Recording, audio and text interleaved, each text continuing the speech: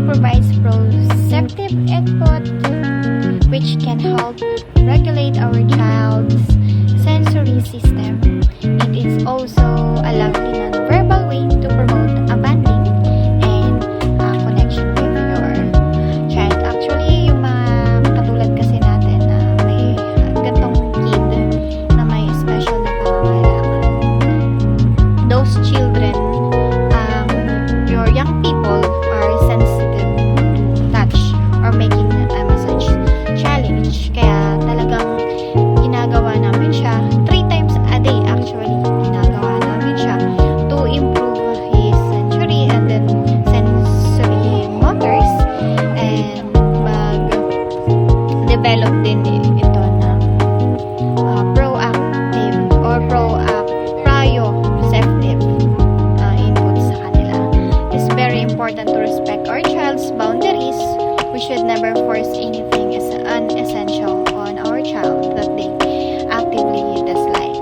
However, with some gentle perseverance, kung kailangan talaga ng tiyaga ng mamis, it's possible to find a way to massage a touch avoidant child. Some children hate light touch but really enjoy firm touch and deep pressure. Kaya ko talaga to araw-araw ginagawa or araw-araw minamassage yung anak ko kasi talagang kailangan nila sa or makakatulong sa kanila lalo na sa special or sa mga ganito na may special pangangailangan. Massage before bed can great way to help slow down a nervous system in preparation for sleep. Actually, kapag minamassage ko nga yung anak ko, lalo na pag hapon, mga ilang minuto lang, tulog na siya. Ang himbing na ng tulog niya, sarap na ng tulog niya. Tapos, okay yung gising niya. Kaya, nakakatulong talaga siya para mahimbing yung tulog nila. Tapos, yung maayos din yung or mabilis lang sila makatulog kasi most of those children or that kid na merong gantong special na pangangailangan, hirap sila makatulog.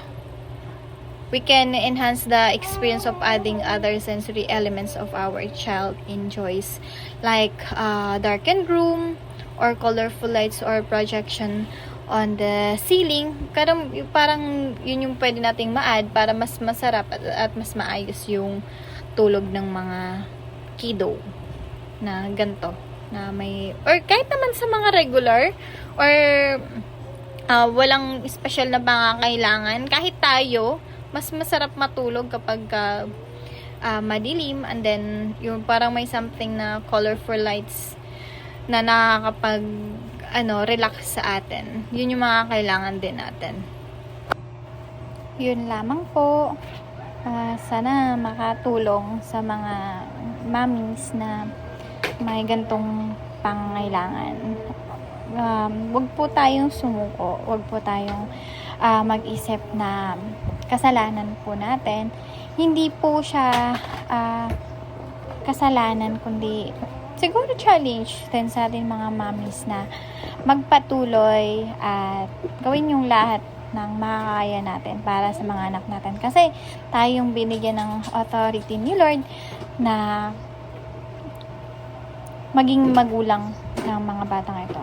Kung nais po ninyo na kung nais po ninyo bumili ng gantong sensory pad, nasa comment section lang po.